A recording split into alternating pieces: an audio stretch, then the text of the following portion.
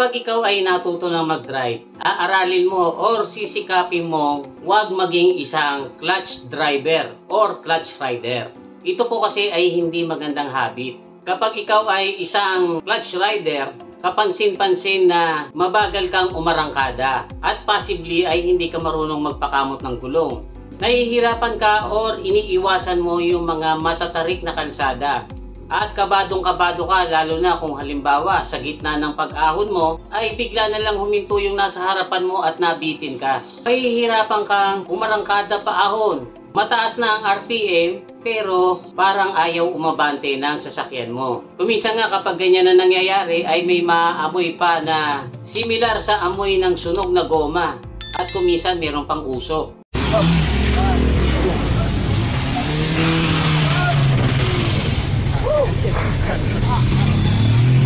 Dahil nga po yan ay nasunog na yung clutch lining. Ang disadvantages pa po ng ikaw ay naging isang clutch rider ay mas umiiksi ang buhay ng clutch disc.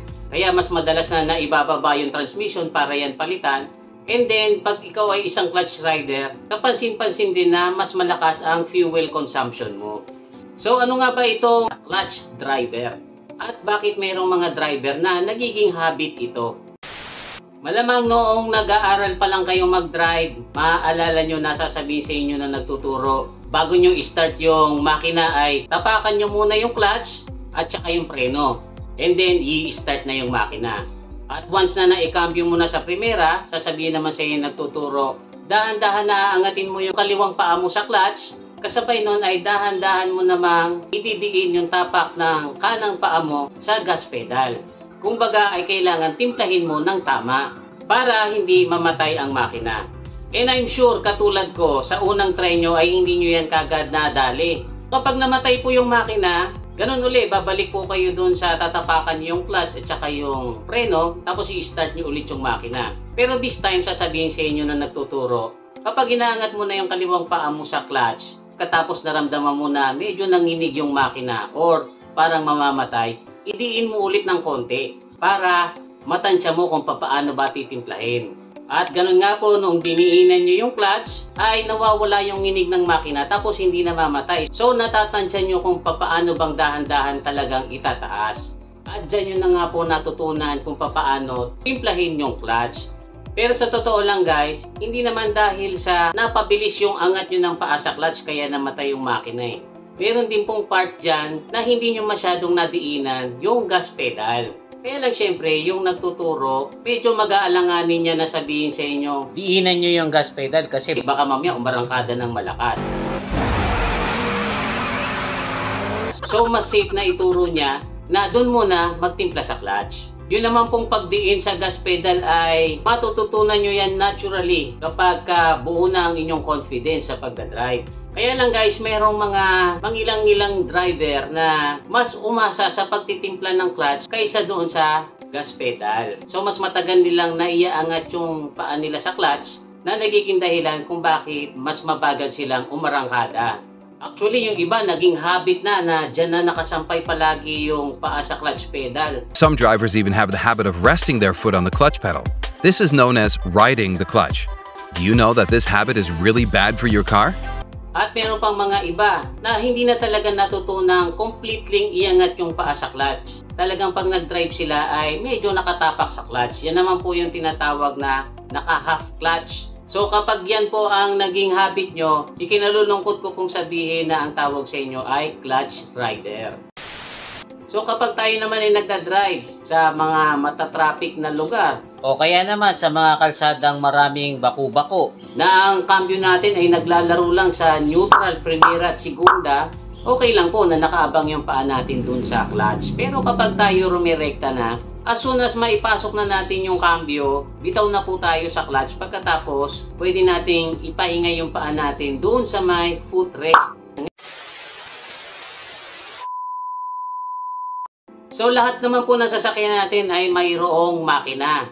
Nasa bandang lower part niyan sa may likod ay mapapansin nyo na meron niyang flywheel na umiikot. Kapag tinatapakan natin yung gas pedal at pinapataas natin yung RPM.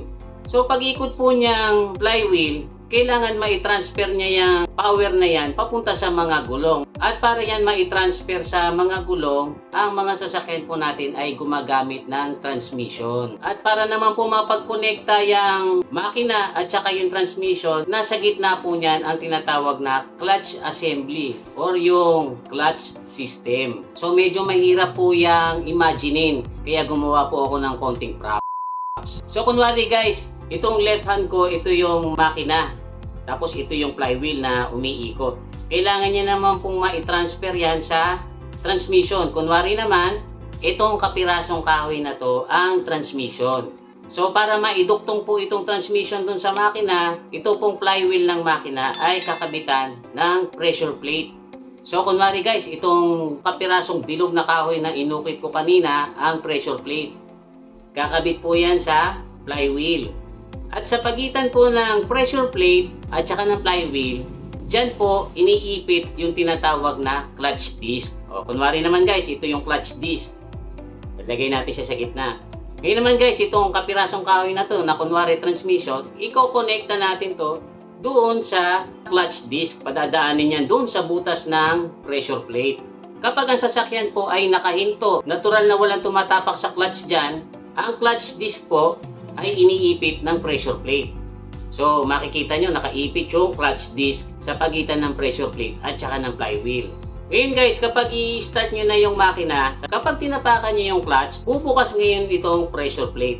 Bibitawan niya sa pagkakaipit yung clutch. Para pag in-start nyo yung makina at umikot yung flywheel, parang ganyan, hindi sasama sa pag-ikot yung transmission. Nakita nyo, hindi sumasama itong kahoy sa pag-ikot. So halimbawa, umi-start na yung makina. I-cambio mo na sa primera, pagkatapos, dahan-dahan mo nang iangat yung paa mo sa clutch. Habang inaangat mo yung paa mo sa clutch, dahan-dahan po itong umiipit. At kapag tama po ang pagkakatimpla nyo ng pag-angat ng paa sa clutch pedal at pagdiin sa gas pedal, yung pagkakaipit po ng clutch disc na yan ang magkokos para sumabay sa ikot yung transmission. Kaya lang guys, kapag ikaw ay hindi pa marunong masyado, dahan-dahan mong inaangat yung clutch. Sa sobrang dahan-dahan yan guys, umiikot yung flywheel na kasama yung pressure plate, nakikis-kis niya itong clutch disc. So habang paipit po siya ng paipit, dahan-dahan ding umaandar yung transmission, pero dahan-dahan niya rin pong nakikis-kis yung clutch disc. At kapag matagal po kayo nakagraduate sa ganyang matagal magtimpla ng clutch, ang nangyayari po dyan, napupudpud yung lining na nasa ibabaw nitong clutch disc. Sa ibabaw po kasi nito, merong material na mas malambot kaysa sa bakal, na yun yung kumakapit sa pressure plate at saka sa flywheel kapag nakaipit na siya. At kapag ikaw ay clutch rider at napudpud mo na itong tinatawag na clutch lining, ang mangyayari po dyan ay yung tinatawag na sliding clutch. Na kahit na mataas na ang RPM na makina mo, ay ayaw niya nang kumapit. Ayaw nang sumama ng transmission. Kaya guys, sa pagdadrive natin, ang goal po talaga ay mabitawan natin as soon as possible yung clutch pedal para yung transfer ng power mula sa makina patungo sa transmission ay buo or kompleto. Kasi kung tayo po ay hindi natin mabitaw-bitawan yung clutch sa takot na mamatay yung makina, ang mangyayari po niyan, ikot ng ikot yung flywheel at saka yung pressure plate, hindi naman sumasabay ng husto yung clutch disc sa gitna. Napupudpud yung lining. So guys, I hope na walang na-offend dito sa kwentuhan natin ngayon. Huwag nyo pong kakalimutan mag-like, tapos dun sa mga hindi pa nakasubscribe, pakipindot nyo na po yung subscribe button. Muli, ito po si Kuya Mikmik na nagsasabing, palagi kang lamang pag marami kang alam. Bye-bye!